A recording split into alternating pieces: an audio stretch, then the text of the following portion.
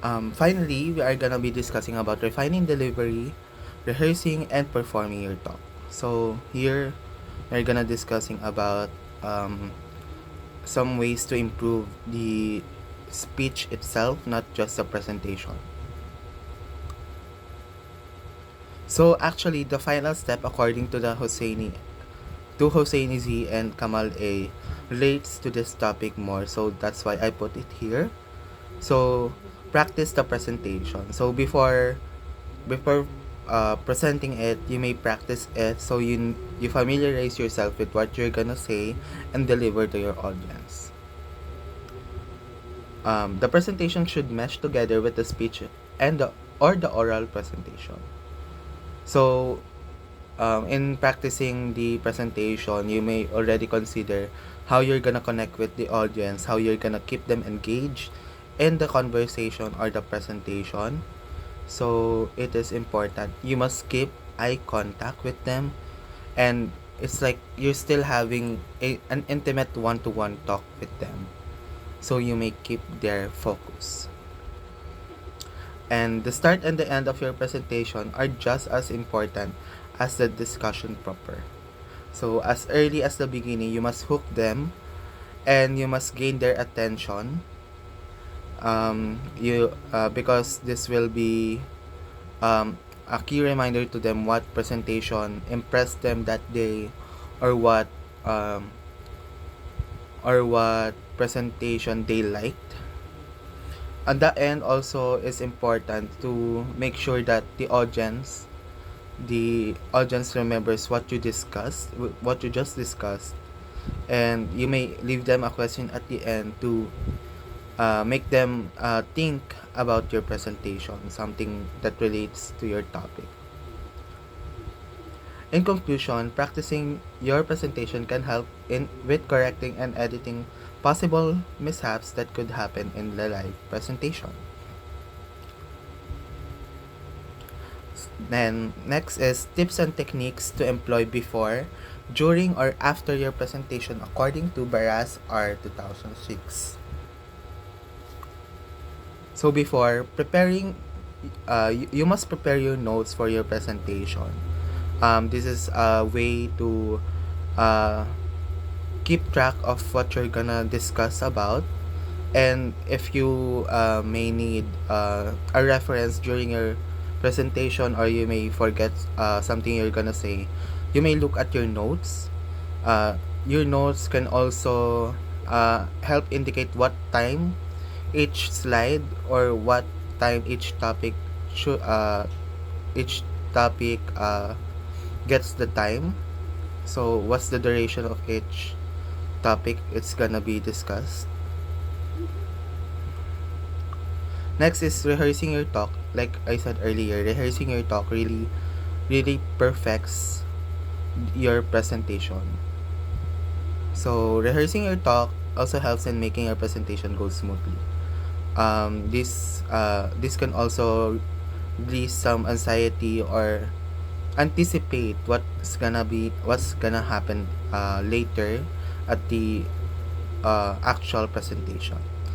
And a helpful tip to avoid stress and anxiety before performing your talk is through learning and practicing your relaxation exercises. So some breathing exercise, like breathing in and thinking of the word relax multiple times before while exhaling out. So relax, relax, relax, like that. That's a demonstration. I should have kept your attention. Just kidding. The next is after. Never mind. During. So to deliver an engaging talk to your audience, you can use the same voice, gestures, and pauses that you normally use in your daily conversations. This can help you ease your presentation, the talk that you're gonna be doing, and this can also help in connecting with your audience. However, it is important to still properly enunciate the words, especially when you're in a large crowd, because they might not hear you, and try to avoid sounding monotonous. So if you need to emphasize a point, you need to say it loudly or put some intonation into it. Then next is when you need to fix something and turn away from the audience, you need to stop talking.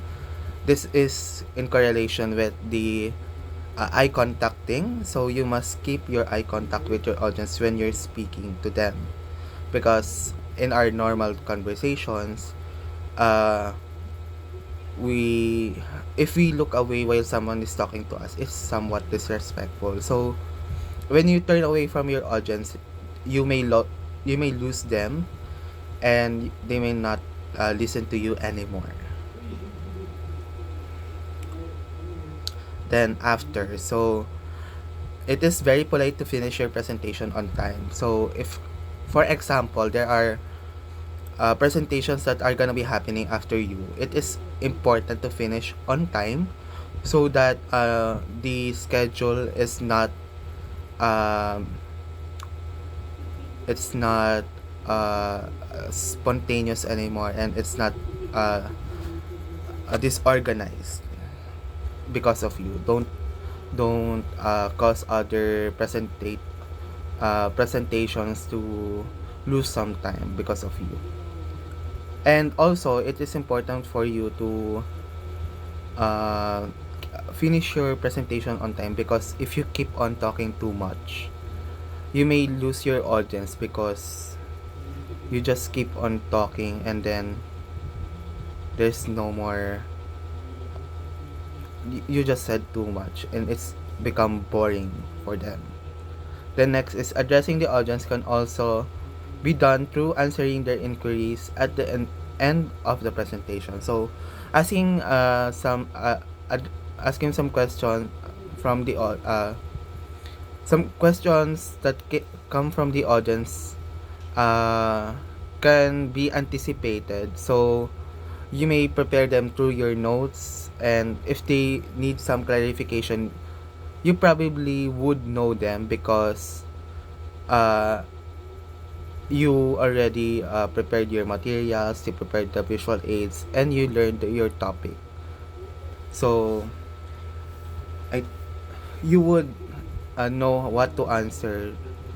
for what to answer when your audience asks you to clarify something from your presentation. It is also uh, a good way to keep them engaged until the end of your presentation. I think that's the last slide. So thank you so much for listening, and there's still more topics to come. Thank you.